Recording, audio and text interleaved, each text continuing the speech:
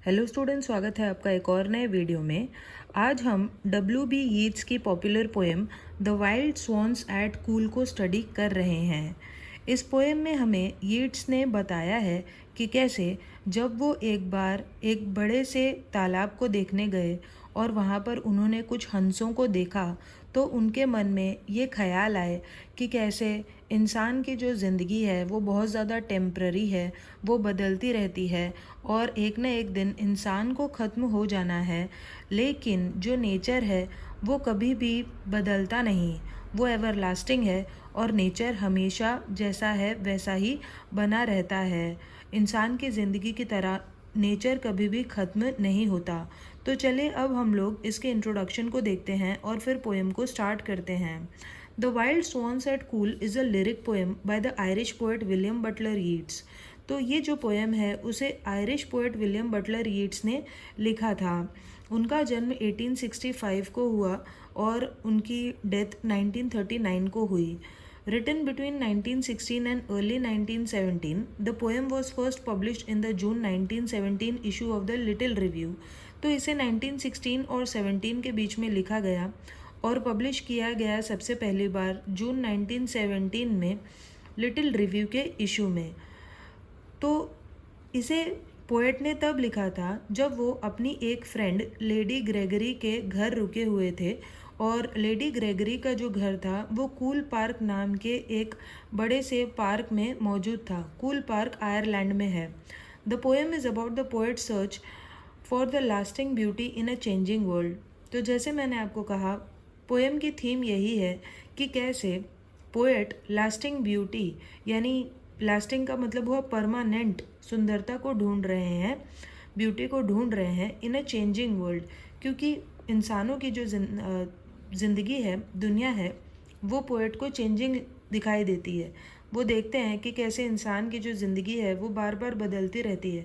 उनकी खुद की ज़िंदगी में भी बहुत सारे बदलाव आए और उनकी जो ज़िंदगी है वो परमानेंट नहीं रहने वाली है, वो एक ना एक दिन ख़त्म हो जाएगी और इसीलिए वो परमानेंट ब्यूटी की तलाश में है। क्योंकि इंसान की दुनिया में ब्यूटी मॉर्टल है और टेम्प्ररी है। ब्यूटी एक ना एक दिन ख़त्म हो जाएगी।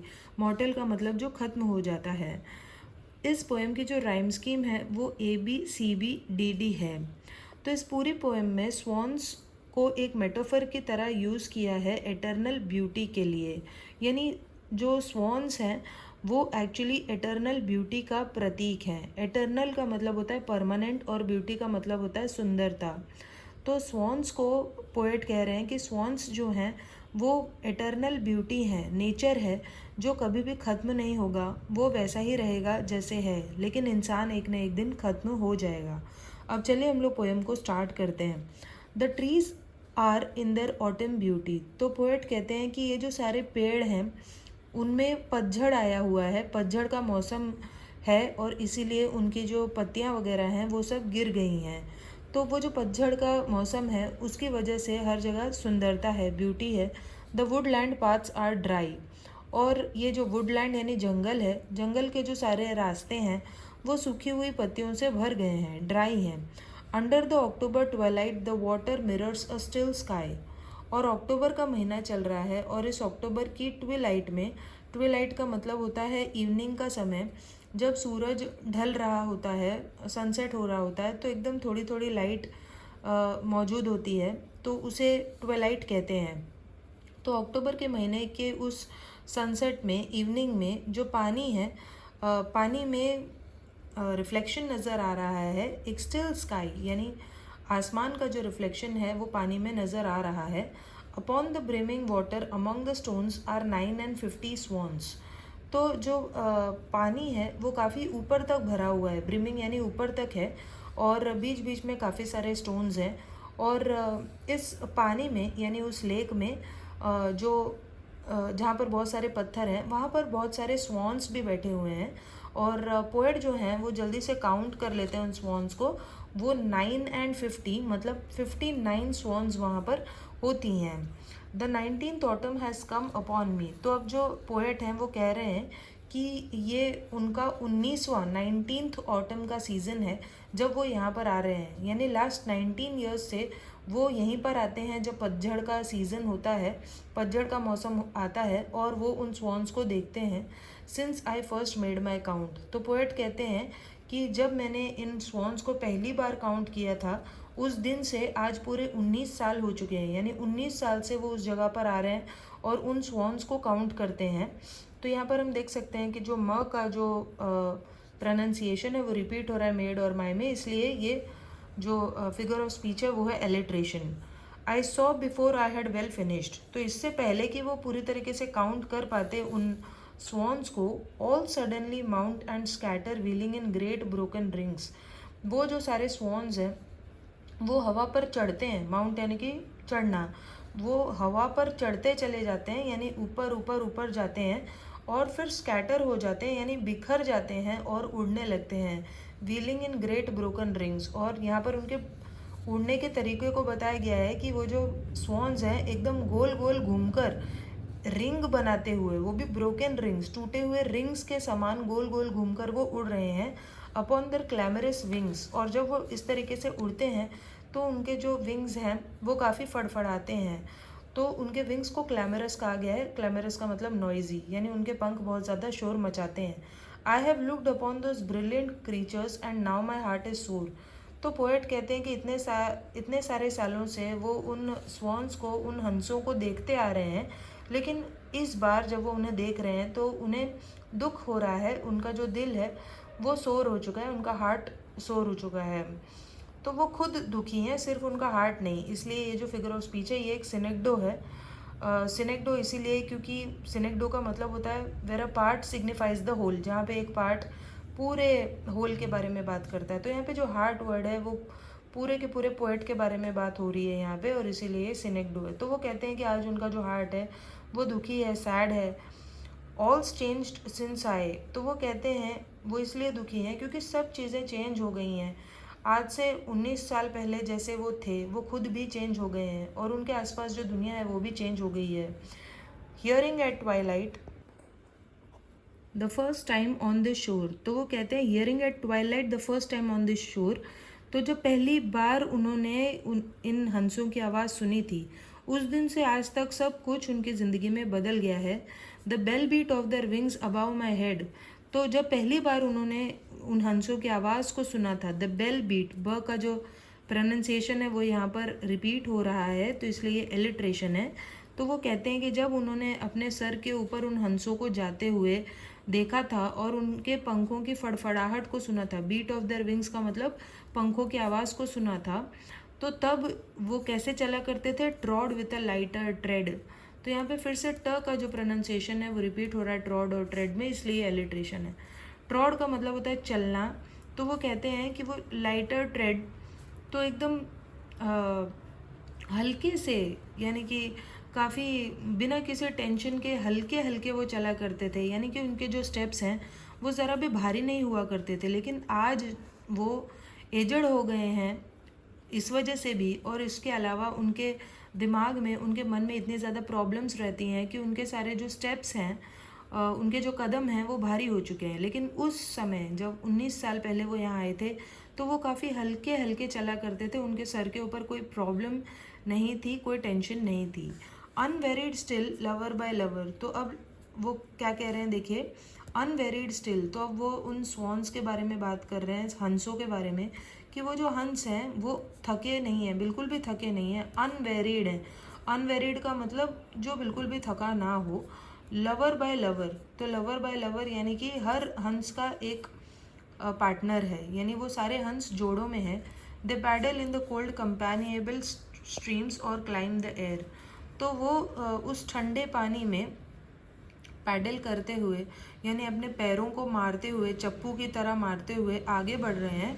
और कंपेनिएबल स्ट्रीम का मतलब हुआ कि उनके सारे कंपेनियंस उनके साथ हैं, यानी हर हंस का एक पार्टनर है, वो जोड़ों में जोड़ी बनाकर स्ट्रीम में आगे बढ़ रहे हैं या तो हवा में उड़ रहे हैं। और climb the air, there hearts have not grown old, तो फिर से ये जो लाइन है वो एक सिनेक्डो है, इसीलिए क्योंकि जो हार्ट है वो हंस के लिए, स्वॉन के लिए यूज़ हुआ है, यानी जो स्वॉन्स हैं वो हैव नॉट ग्रोन ओल्ड, वो बूढ़े नहीं हुए हैं और ना ही उनका दिल बूढ़ा हुआ है, वो अभी भी वैसे ही जवान है जबकि जो पोएट है वो बूढ़ा हो गया है, वो एजड हो गया है। तो यहाँ पे हम देख सकते हैं ह का प्रोनाउंसिएशन रिपीट किया गया है हर्ट्स और हैव में, इसलिए एलिट्रेशन है। पैशन और conquest wander where they will attend upon them still. तो वो जो स्वॉन्स हैं उनका जहाँ पे भी मन करता है वहाँ वो जाते हैं। वॉन्डर यानी घूमना, वेयर दे विल यानी जहाँ पे भी मन करता है उनका। और पैशन और conquest attend upon them still, आज भी जो पैशन जवान लोगों में होता है या जवानी में होता है, वैसा ही पैशन या वैसी ही एनर्जी या किसी को जीतने की शक्ति, कॉन्क्वेस्ट करने की शक्ति आज भी उन हंसों में वैसी ही है जैसी कि जवानी में होती है। इससे इस लाइन से हमें यही पता चल रहा है कि पोएट बता रहे हैं कि वो जो सारे हंस हैं वो इमॉर्टल हैं, वो शायद कभी नहीं मरेंगे, उनकी जो ब्यूटी है वो हमेशा हमेशा के लिए है। जबकि जो पोएट है वो बूढ़ा हो गया है और एक ना एक दिन वो मर जाएगा। पैशन और conquest wander where they will attend upon them still. तो आज भी पैशन, एनर्जी उनको अटेंड करती है। और वो एनर्जी यानी जो पैशन है उसे अटेंड करने वाले ह्यूमन की तरह कंपेयर किया गया है, इसलिए ये पर्सोनिफिकेशन है। तो पैशन और कॉन्क्वेस्ट को ह्यूमन क्वालिटी दी गई है किसी दूसरे इंसान को अटेंड करने की, और इसीलिए ये जो दो लाइंस हैं वो पर्सोनिफिकेशन है। सो पोएट हमें कह रहे हैं कि वो जो हंस हैं उनमें आज भी उतनी ही एनर्जी है जैसे कि किसी जवान इंसान में होती है। अब देखिए लास्ट स्टैंजा में पोएट क्या कह रहे हैं, but now they drift on the still water mysterious beautiful. तो वो कह रहे हैं कि अब जो हंस हैं वो इस स्टिल वाटर यानी रुके हुए पानी में धीरे धीरे ड्रिफ्ट कर रहे हैं और एकदम आराम से वो चिल करते हुए जा रहे हैं पानी में। मिस्टीरियस ब्यूटीफुल, तो वो बहुत ही ज़्यादा रहस्यमयी लग रहे हैं, मिस्टीरियस लग रहे हैं, सुंदर लग रहे हैं, ब्यूटीफुल। तो पोएट कहते हैं among what rashes will they build. Rashes का मतलब किसी लेक के किनारे पर जो प्लांट्स होते हैं, रीड्स जिनको बोलते हैं, उन प्लांट्स के बारे में पोएट बात कर रहे हैं कि पता नहीं कौन से प्लांट्स में जाकर ये अपना घर बनाएंगे, कहाँ अपने अंडे देंगे। बाय व्हाट लेक्स एज और पूल, पता नहीं किस लेक के किनारे, किस पूल के किनारे ये जाकर ठहरेंगे, जाकर रुकेंगे। यानी अब पोएट को ये शक होने लगा है कि पता नहीं ये सारे जो स्वॉन्स हैं वो हमेशा कूल पार्क में रहेंगे या किसी और पार्क में वो चले जाएंगे। तो वो कह रहे हैं बाय व्हाट लेक्स एज और पूल डिलाइट मेंस आईज। तो पता नहीं कौन कौन से लेक और पूल के किनारे जाकर ये दूसरे आदमियों की आंखों को डिलाइट यानी हैप्पीनेस पहुंचाएंगे, यानी और कौन कौन पता नहीं इनको देखेगा। क्योंकि पोएट को ये शक है कि ये कूल पार्क में शायद हमेशा नहीं रहेंगे। When I awake someday to find they have flown away, तो वो कहते हैं कि क्या पता किसी दिन जब मैं जागूं तो मैं ये देखूं कि ये सारे जो स्वॉन्स हैं यहाँ से उड़कर कहीं और चले गए हैं।